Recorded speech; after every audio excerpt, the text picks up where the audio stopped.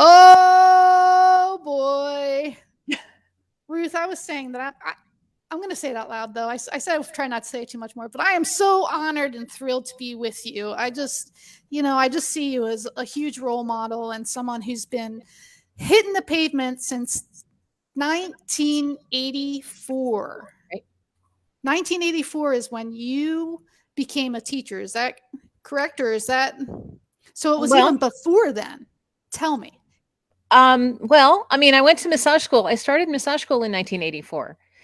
Um, and some people joined my class late and they were having a hard time getting caught up on book stuff. And my teacher, who did not have time to tutor them separately, asked if I would be willing to help them get caught up. And I said, well, yes, of course, sure, no problem. And I loved it. Which was so funny because I have no science background in my formal education at all, but I just really got a kick out of helping people, take complicated ideas and take them apart and rebuild them into ways that they could make sense out of them. So yeah, I became a massage therapy teacher, at least a teacher of the science of massage therapy, such as it was that we were teaching in 1984. Um, while I Thank you for that. was still a student, and then as I continued to work with my teacher and that school continued to grow, that whole role became much more formalized. That is amazing. So one of the things is I was trying to smother you with compliments, and you seem very humble, which I appreciate, and which makes me even more like you, even more. You know, oh my god, I just totally lost my train of thought with that because I went right into how wonderful you are. That I see, I'm so enamored and nervous that I've already forgotten where I was going to go with that. But 1984, you were already starting to learn how to be helpful, right? That is, I Sure. mean, here you are, you stood up, the teacher said, I'm not, and here you didn't say, no, that's too much, but you took that opportunity and you ran with it. And we're so thankful that you've been that courageous and able to do some of those things so that I can sit here with you now. So another thing, I got one in. So another thing that I've noticed is that your classes are very magical and very the like your class on ABMP. I just looked at that, the endangerment sites. Oh yeah. But that and then when you're on the class, one of the things for me that I've always had a hard time with, and I think a lot of us massage therapists have a hard time with, is I need to see it. And I Hmm. love how you took the marker and said, "Hey, these are the things that you need. This is the vein, and this is this." But I never saw that before, Ruth. I thought that that was absolutely just a great idea. I know other teachers do that stuff when they're teaching, Yeah, I'm a but little surprised but because I thought that was sort of standard classroom thing, grease pencils or washable markers or I have whatever. to Of course you maybe draw. maybe I live in a box. I told you that I haven't gotten online until the last 3 years, but I thought that that was really cool. And then I really like too how your class wasn't like a fear based class. It wasn't saying don't ever. It was saying proceed with caution. And I would no, so I really like that teaching style. I like how you are not rigid and don't do this, don't do that. There are suggestions. And one of the things you and I were talking about before I started, we got online was, just how in order to stay in our industry, you have to be willing to be flexible. Sensible. So Yeah. tell me a little bit about how you see that, because I think you have that down because you figure, like you said, in 1984, what we were learning, and I said I might be in jail because, well, we didn't have licenses, we didn't have much to go by, we didn't have books, we didn't have anything. So what's available now? I mean, you had to be flexible, didn't you, Ruth? Yeah. Well, yes. And one of the things that I can't really point to a moment when I learned this thing, but one of the things that has been most helpful to me, most useful to me as I have become a teacher and in whatever ways I have become a leader in the profession is not being attached to being right. Yes. Right. So, and you know, and maybe part of that comes out of an impulse in me that when I hear someone saying, here's the truth, I got the truth for you, the first thing I want to do is look for ways in which that's not true. That's just maybe part of a contrary aspect of my nature. And so when I um, teach and when I write and when I sort of represent ideas to our profession about the intersection between massage therapy and safety in terms of people who working with people who are struggling with illness. Um, our experience always tells us it is not a yes or no question. I grew up in this paradigm that this is indicated for massage and this is contraindicated for massage and this is Right. indicated but only under certain circumstances or whatever. And I learned that and I tried to teach it for a while, but I really struggled with it because it just wasn't really true. And so Yeah. when I stopped struggling with it and started asking a different question, which is, what's the worst thing that could happen if a massage therapist is uneducated and not sensitive and not paying attention and not really working in the best interest of the client for whatever pathology Wait, situation? wait. I have to jump in, Ruth. Yeah. Like most of us in the 80s. Well, I think we I'm were just kidding. working No, with I'm kidding. we were working with people's best interests. And if Right. anything, in the 80s, we were maybe too conservative because we would turn away people who have cancer, or True. we would turn away people who had, I turned away clients that I wouldn't today, out of an abundance of caution, right? So, what's the worst thing that can happen if you're not well educated and you're not careful? Mhm. Because being careful can make up for not being educated in some ways, right? It's true. Yeah. And then what's the best thing that could happen if you are well educated and um, sensitive and you do your background and and you're paying attention to what's going on? And so I present those now when I teach and when I write as risks and benefits, right? What's the worst thing that can happen? What's the best thing that could realistically happen? And then, and then we make appropriate accommodations. We figure out a way to minimize or eradicate the risks and to maximize those benefits. And that is what informs our clinical decision making process. But that's all about being flexible and versatile. It's all about being in the moment with your client, because your client from today and versus especially someone with something chronic like fibromyalgia or chronic fatigue or even just, any kind of chronic pain thing, who they are when they come see you today might be an entirely different scenario than the person that you saw last week, right? Yes. So Yes. we have to be ready to identify the key variables to make decisions about safety and effectiveness. Mhm. And I figure that's my job, is to help people figure out what those variables are, right? So that's my job. I just help people figure out what are the variables. But that for me, I wrote a book on massage. It's just a little book. It's a simple read, a very simple read. But that for me is a huge thing. Is week to week, we can't assume that the client's the same person in the same body. Right. Like week to week. And I saw a lot of weekly clients. Mm-hmm. We were like a part of healthcare in the 80s, 90s. People came every week. Right. That's what we did. But I would always say to my staff, like, you can't make assumptions. Don't assume. Even if you see them every week, please just treat them as if it's the first time they're walking in and they're the only person in the world. So thank you for saying that. I hope everybody at Freedom Massage is watching. Did you hear what Bruce said? She's not saying You know she's what? right. I'm glad that you bring that up. There was an interesting little research project. I don't think it ever got published.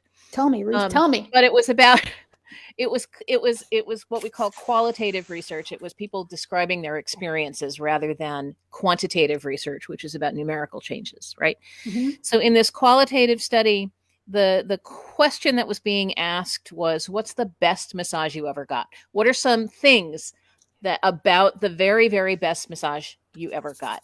What were they? And What were they? well, over and over again, the leading thing was, It was the first time someone had worked with that therapist. Right? So, like, you may have a great massage therapist and you've had a Yes. wonderful experience with them over the however many years you've been working with them.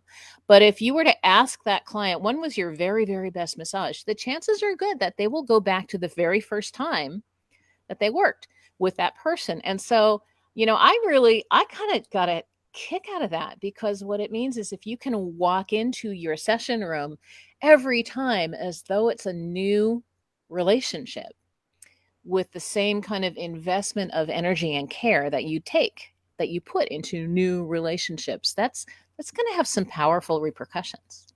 That's why, I love this, and I just want to, I want to say too, is that not only that, but an attitude of gratitude, because that person, if they are a regular client, has been helping you sustain your career. And it's such a privilege to And be what an given that honor. opportunity. Yeah. So I would think that you would want to dazzle them every session, because they're a huge part of your life, Yeah. and they're supporting you. So I love that. That is so good. Let me just again. Yes, and then Yeah, I'm reading these comments as well. Yeah. Thanks, Marie. so COVID. It's a subject that I think some people are getting tired and exhausted with, right? If only it were getting tired and exhausted of us. But it's not. And one of the things we talked about briefly before we started talking live was, we're in the midst of Freedom Massage of kind of doing little meetings and trying to figure things out. And every time we try to figure things out, we realize we can't figure anything out, right? Because there's still not enough information. So you've been a huge go-to about COVID, I believe, and I actually was thinking of you as I was thinking of COVID. So tell me, Ruth, what is the answer? Tell us all the answers. Well, I think I need to ask you to get a little more specific with your question. What do we do now? COVID Oh long. gosh. Yeah. COVID Well, long. long There's COVID. COVID long. Right. Long COVID. There's that, right? It seems to me to be. Can I? Maybe I'll. Can I say this? Would you say the long COVID is similar to getting the response that, say, like Lyme disease got? It's almost Mm. like still this thing that people are getting or having problems, but yet it's still not necessarily being acknowledged. Is that touchy? Am I Yeah, diving? yeah. No, you're good. I mean, it's fine. It's not a simple answer. I mean, Right. yeah, the simple answer is yes. Right. So long COVID appears, pardon me, long COVID appears to be a thing. It appears to be pretty nebulous. More than Lyme disease, I'm seeing it turn up in the context of things like chronic fatigue syndrome, which, at least for some patients, is also appears to be a post-viral syndrome. People, you're right. So I did become a kind of a go-to person throughout the pandemic, trying to provide really good, reliable, defensible information, which then can be turned into clinical decision making by people who need it. I actually really hate to give advice. Um, I would much rather talk about risks and benefits, and so so, That's smart. there are and then let people make up their own minds about how that's going to manifest, because your practice and my practice would look really different. And so, acute COVID, the COVID infection, the COVID pandemic is not over. I think I am sad to say I don't think Delta will be the last dangerous variant that we see, and because Delta has become such the thing that it is, it has shifted our attention away from long COVID, which for a brief shining moment was actually getting some attention in the mainstream medical community. Dr. Fauci has promoted the use of the term PASC for post-acute sequelae of COVID, or PASC. I think long COVID is probably going to stick. And I am preparing material about long COVID because I get asked about it all the time. And I think, one of the things that has been in my way is that we don't know enough about it to really say very much about it yet. And I want to do a really good job. When I prepare material on COVID, I want it to be really, really good. And I also would like for it to be accurate for more than a week, because it actually takes a lot of work to Mhm. prepare this kind of information.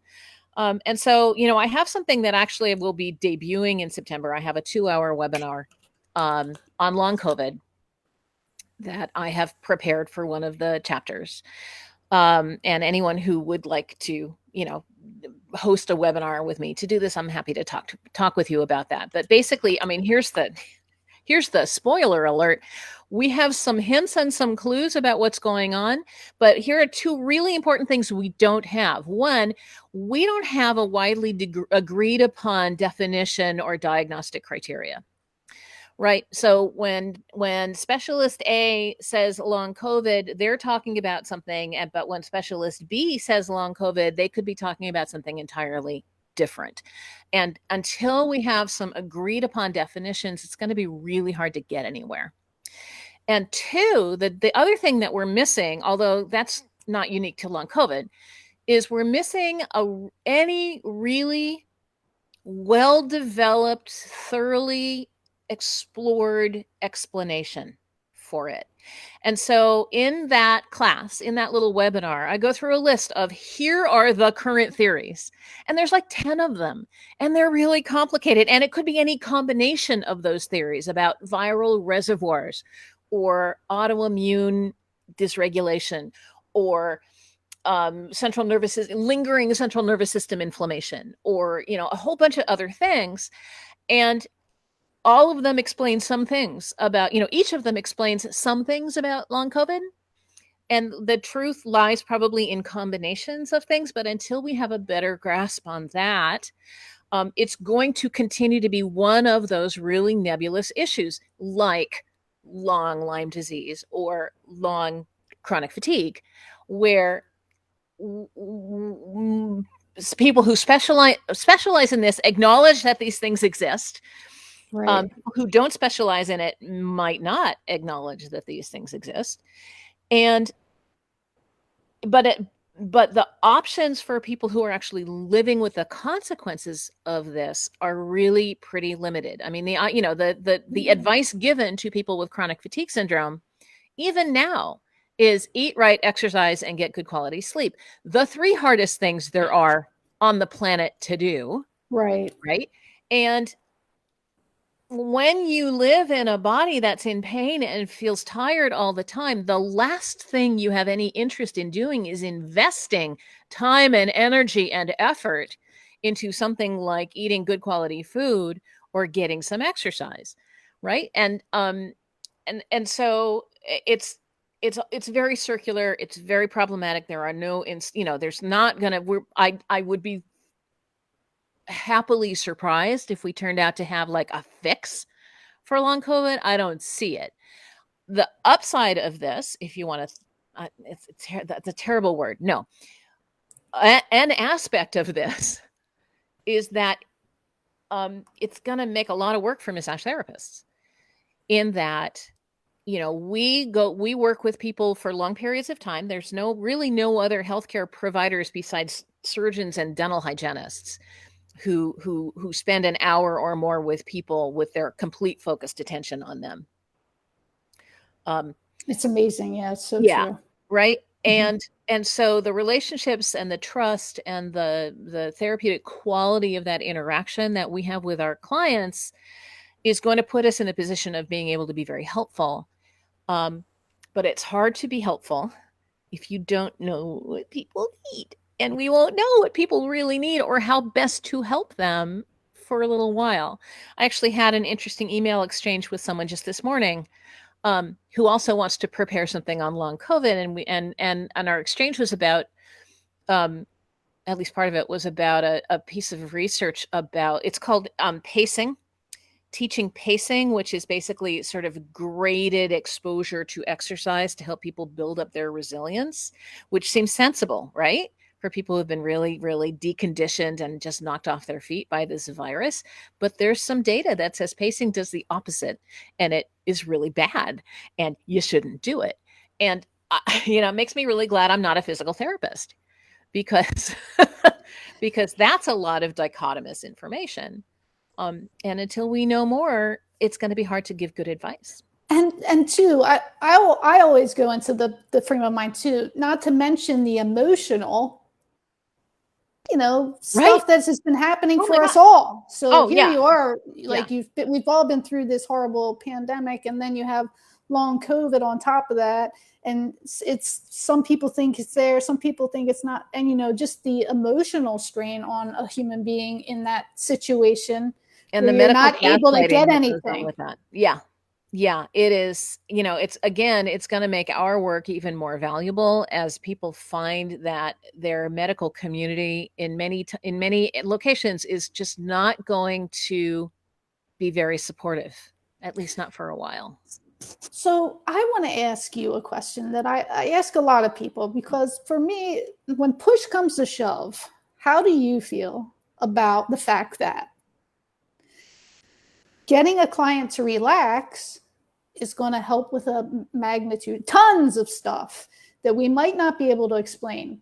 When worse comes to worse, if we can be the person that helps them relax, would you say that that's going to be a pretty consistent helping tool for a lot of people? Oh, of course. Absolutely. And there's been especially in the context of contemporary pain science, there's been a lot of attention paid to the argument that when we do massage, we are less than affecting things like fascia and muscle tissue, even with, firm pressure. What the part of the body we are really working with is the nervous system. And you can work with the nervous system with a lot of people who are otherwise not a great candidate for massage. And anything we can do, and I love that, and I did not make up this concept, but it's a common concept in chronic pain. Anything we can do to turn down the volume, Mhm. and that volume might be perception of pain, or it might be stress, or it might be I'm so foggy all the time, I just don't know what to do, and you get an hour to step out of that, right? Anything we can do to turn down the volume on the things that are making people upset or disrupted is a benefit.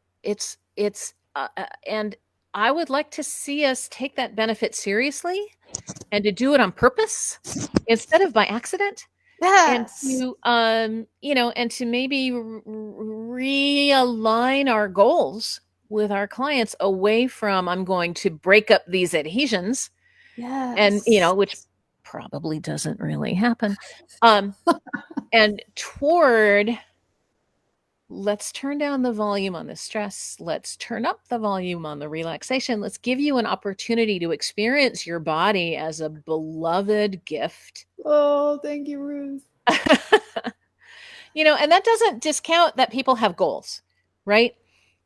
But we can respect the gift, we can love the gift of the body, Mhm. we can help people move toward their goals at the pace that they set.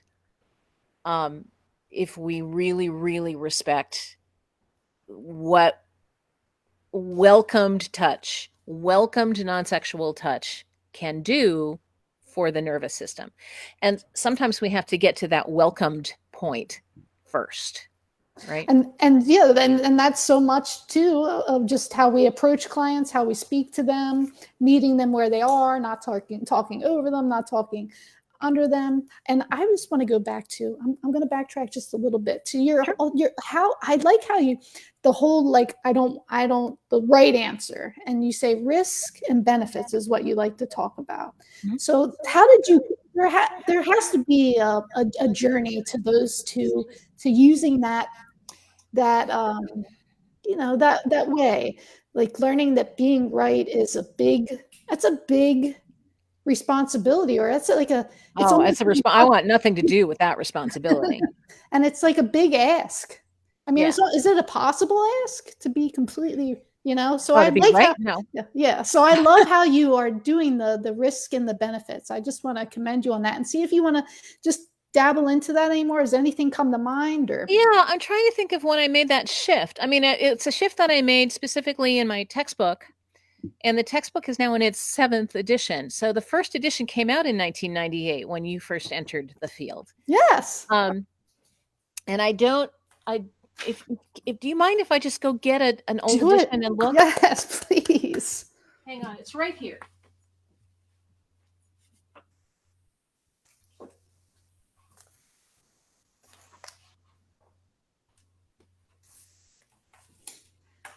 But I think what happened, let's see, this is a 4th edition. Yeah. It was between the 4th and 5th editions. I have no idea what years those were. 5th edition came out in 2013. No, earlier than that. When Doesn't did the matter. first when Doesn't did the matter. first edition come out? I'm curious. 1998.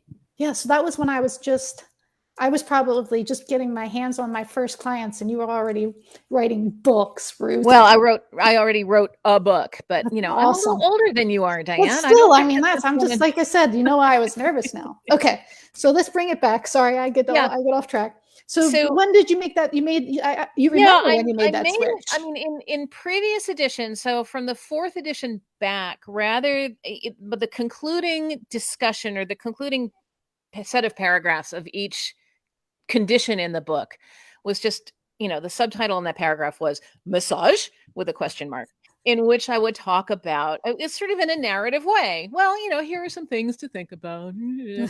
I never wanted to get prescriptive. I never wanted to, my experience and my skill set within the actual hands-on work of massage is pretty narrow. I was in practice for, I don't know, 10 or 12 years. And when I was very, very pregnant with my second child, I closed my practice, and I kept my licenses current, but I didn't ever really go back in full time. Didn't miss it. I wasn't that great at it. It was very important that I have that, that I have that experience, but that's not where my gift is. Right. But at some point I became really dissatisfied with the way I was handling what should have been the most important part of the book, right? The most important part of the discussion is not whether MS is autoimmune or something else. It's what does it mean when the client who has MS shows up in your office today, right? So I decided to get a little more analytical and just play out in full sentence formats. Okay, let's think about what happens if someone's dumb with their client who has MS. And let's think about what happens if someone is really gifted with their client who has MS. And I played it out in that way. And that, has continued to evolve. And I really like the way I do it now with risks, benefits, so cool. Yeah. And then I take a look at what the research says. It just gives you such a broad audience and helps a lot of people understand, I think. Well, I mean, what I'm really interested in, I actually am pretty interested in, what's happening in the immune system with autoimmune activity with MS. I get a weird kick out of that. But it is not the thing that's going to make the difference in the choices for massage therapists. I think we need to have enough of an idea about a disease pathophysiology in order to understand how the signs and symptoms come about, because that will inform about safety. Right? If your client is numb because of this nerve damage, that's a safety issue, because numbness is a cautionary thing. And so that's the connection that I'm looking for when I discuss pathophysiology. Is I don't drill down to cellular genetic expression. That's not useful. I discuss it in concepts that are big enough to lead to physical changes in the body, and and to focus on those physical changes that make a difference in our choices. Very nice. Okay, so I have 2 little things left. I could talk to you forever, and I think I'm pushing my time here, but so are we? Okay, a little bit.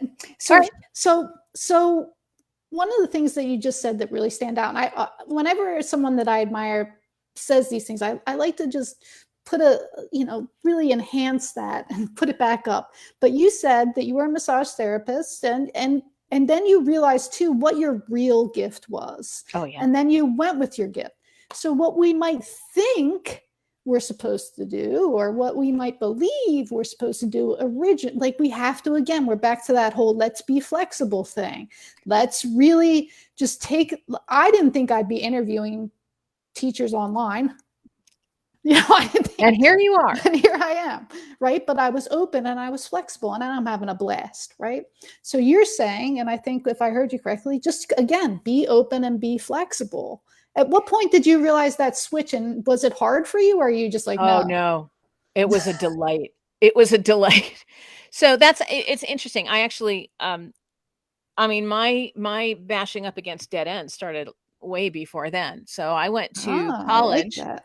I went to college anticipating becoming a teacher. I went to a college that had a 5-year Master's of Arts in Teaching program. So I thought, all right, I will emerge from college ready to go into public school teaching, which was what my mother did, and it was, that was my goal. And two things happened when I got there. One is that they dissolved the 5-year Master of Arts teaching program, and the other was I got really into theater. And so I could have transferred to another school to pursue this teaching thing, but no, I just became a theater major. And then and then I moved to a city with a really active theater scene, and I did not like it. I was not, it was, I mean, I had good friends and whatever, but I knew that this was not going to be the way I was going to make my living. That was a lifestyle that did not speak to me. And so I obviously, went to massage school thinking, all right, I'll be a massage therapist and I will work with actors because actors need to achieve physical neutrality and I will help them do that. And, what's the flaw in that thinking? Actors have no money. And so I ended up working with my friends' parents who did have a little money, but they were also older. And they had things like joint replacement surgeries and diabetes and osteoporosis and all these other things that I had this much education about in my 125 hours of massage school. And so, Same. yeah. And all this time, of course, I was still working in the massage school. But I developed a real platform, a real soapbox, if you like, about we are not getting enough information about contraindications. And when I had to leave the school because I had gotten married, had a couple of babies, and then my husband had a job change. And when when your kids are 2 and 5, you follow the health insurance. My teacher and boss gave me a little computer and he said, here, you keep telling us we don't have enough information about contraindication. So you're going to be this at-home mom. You're going to have all this time on your hands, which was hilarious. But he asked me to write a document for use at the school, and I did. And that became actually my author's proposal to get published. And that became, ultimately 5 years later, there was a book, and now 23 years later, there are 7 editions of it. But it all of that came about because I kept hitting these dead ends. But you listen to the dead end. Some people will hit a dead end and they'll get like a shovel or like some kind of machine, and they'll keep like, no. Oh, yeah, because this is my path. I am following the path, and this is just an obstacle I'm going to overcome. Where if they shifted 10 degrees, the path is open. I mean, and it's beautiful blue skies, grass, some flowers. I was when it was time for me to close my practice, because I was about to have a baby. I knew at that time I was not called to be in the session room. It just was not my favorite place. I was much happier in the classroom. And that was before I became a writer. But then, those two things, I love words. Can you tell? And so, those opportunities were very much tied in together. And, frankly, I use that theater degree every time I turn on the camera. So here we are. All those dead ends, they add up and they get you to the places where it's right for you to be. I love that. I love that. And so if you hit a dead end, just pivot. Yeah. You don't have to go. Yeah, sometimes it's not a big pivot. Sometimes it's not a big pivot at all. It's just looking for where those open doors are. Mm-hmm. Right. So another thing that I wanted to cover that you had said earlier that just stuck out to me, this was prior to us getting on, is missing seats. So trying to create a more an equal platform in the community. And do you recall that quote that you just said? About missing seats? Well, who's missing? Who's missing at the table? Who's not represented? Yes. Yeah. So, do This you want is to talk a something that, little bit about you're really enjoying working with that area of our industry too? It yeah. seems. Well, it's something that I am late to the party Me too. on this issue, and Yeah. I take full responsibility for that. It's one of the things that I think maybe we had a little more time to realize between the combination of COVID and the Black Lives Matter movement is ways in which systemic racism um, and it's not just about race, but race is a good place to start. Ways in which systemic racism and other ways in which people are excluded from positions of influence is problematic. And it is not going to be solved. And I did not make up this quote, and I will probably butcher it. It will not be solved. What was it? White supremacy will not be solved until white people solve it. It in other words, it won't be solved by us feeling sorry for people who aren't white. Does that make sense? Mm-hmm. We have to take some actions to address this. And I have become increasingly sensitive to ways in which I haven't done that. And looking for ways in which, I have the privilege of having a platform through my work with the book, through my work with ABMP and the continuing education classes that I do. And people, often take me seriously, which is good. And I take that, that's a privilege I don't take for granted. I want to be worth it. She doesn't. I I can want to be tell. She worthy doesn't. of Yeah. being taken seriously. And so, and I have in the process become aware of things that I have taught and ways that I have taught and statistics that I have sort of blithely shared, without understanding how um, in, infected they are with prejudice about, for instance, the BMI is a good example. The body mass index as a predictor for health indices is we know that it's faulty, and we know that it only works for a certain portion of that population, but you know who that portion of the population is? Thin white people. Okay. And so when we look at the BMI as a way of discussing weight and health, that is not accurate for a huge part of the population. And I'm not just talking about people who are Black. I'm talking about people who are Latino and people who are Asian. It's the BMI is really off for people of Asian descent. And, so that's a thing. When we look at the statistics for who gets high blood pressure, statistically, Black people have higher rates of high blood pressure compared to white people. Do we assume that that's a genetic predisposition?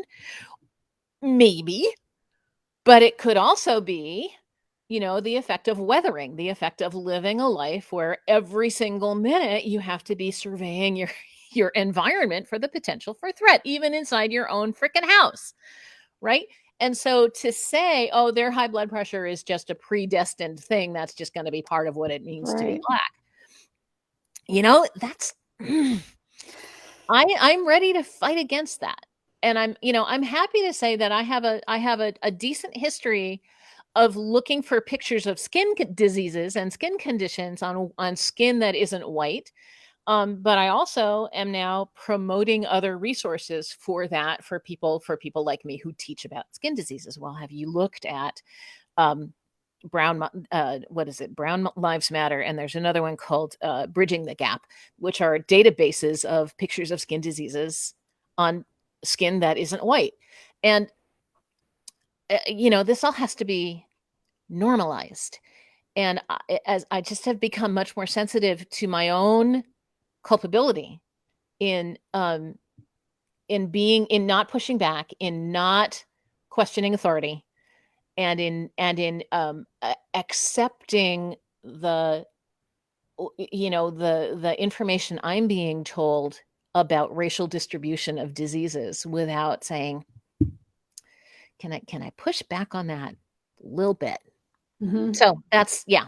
I don't know. I forgot even what your question was, but that's Well, it's a very a passionate sensitivity answer. that I have become really careful about, and that to me means I have a responsibility for looking around at, for instance, when I'm invited to be part of a panel, or when I'm invited to, or when I myself am putting together a collection of voices on a thing, I have a responsibility to look around and see who's missing from this collection of voices, to make sure, within my capacity at least, um, that we are representing a good cross section of our profession. Mm-hmm. Oh, it's so true. I've been really humbled over the last couple of years in those areas myself, but I do think it again is being flexible and being honest.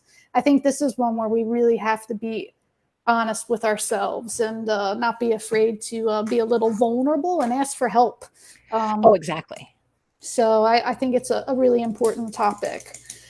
So Ruth, maybe you'll come back and see me again someday, because I feel Sure. like we just like really hit the tip of the iceberg of all the topics that are possible. I just wanted to say thank you so much. What an honor it is to sit with you. And is there anything that you want to kind of leave us with? Oh gosh, that's not fair. um, so Diane, I'm not even 100% sure who your audience is. If your audience is mainly massage therapists, Only massage therapists on this excellent. page. Okay, good. So here's a thing that you could do that would be a big favor to me. Okay, Okay. I deal. have a podcast. And the podcast is called I Have a Client Who, Okay, Pathology Conversations with Ruth Werner. deal. And it goes under the ABMP podcasting Yes, umbrella. So yes, if you yes. want to look for it, it's there. But this podcast is based on stories from you. Oh, nice. Right? And Yeah, I so saw what it. I Mm-hmm, mm-hmm. and it's astonishing to me how often I have to go out and like shake the trees and like lurk in Facebook groups and then go to people and say, "Hey, I saw you posted something about this. Is it okay if I use your story?" Because I won't do that without people's permission. Right? But I have been a little bit surprised that I have not been completely inundated with stories, It's with I Have a yeah. Client Who stories.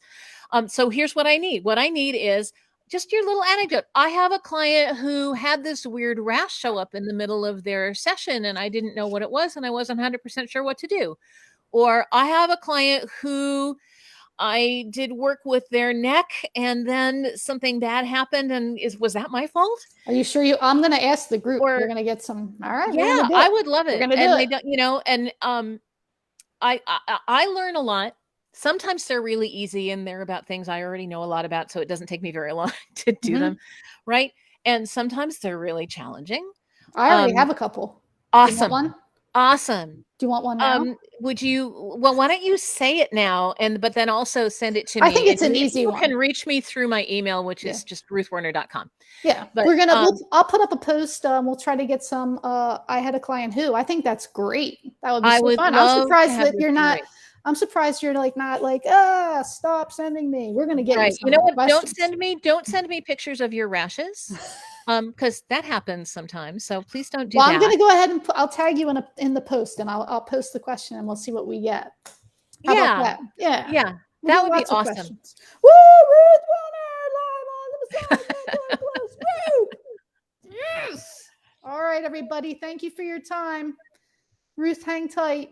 All right. Thanks, Diane.